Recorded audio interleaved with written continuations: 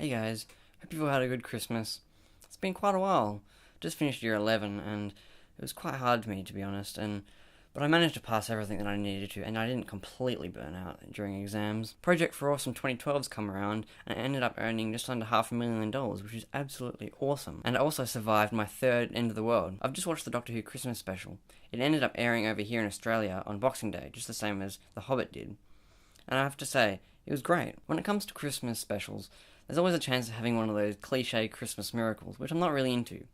And there wasn't really any point where I thought, like, oh, that's pretty lame. I liked the way they introduced her character, and how the Doctor had to kind of work her out from her voice and the souffles. Her questions about the kitchen and the souffles in the TARDIS I thought were a bit random and out of the blue, but they weren't too bad overall. I'm interested to see how her character turns out, because it seems like there's a number of versions of her throughout history.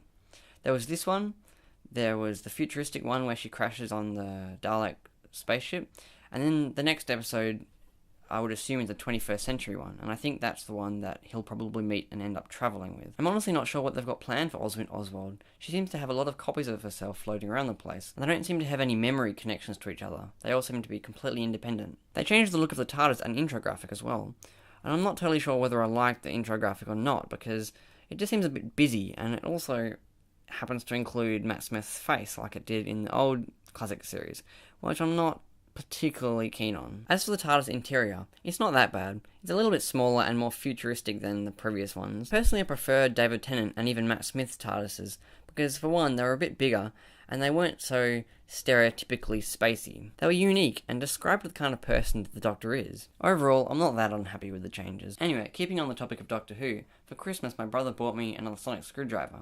This time it's the one that the 4th Doctor and onwards used in the classic series. It's pretty retro, to be honest. I was also given a Joby GorillaPod, which is pretty handy. It's a bit small to hold my DSLR, but it's actually quite useful for my new H4n audio recorder, to hang it around the place when I'm recording. Or I can also hold smaller cameras when I want to get particular angles. I watched The Hobbit the other day as well, and I really liked it. I didn't have a problem with the 48 frames per second thing that a lot of people have been talking about. In fact, I don't even think I really noticed it at all. The extra parts that they filmed based on some extra information they got through some further research in The Lord of the Rings, I thought added to the story at some points, but weren't completely necessary in others. At times I thought it really did look like they were trying to set the scene that this was the prequel to The Lord of the Rings. Overall, both the Christmas special and The Hobbit I found pretty good. It was a bit annoying that I had to wait a bit longer than over in America and even Europe a bit, because we just get things a bit later on here in Australia.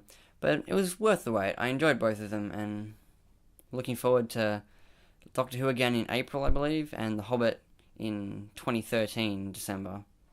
Anyway, that's all for this week. See you guys.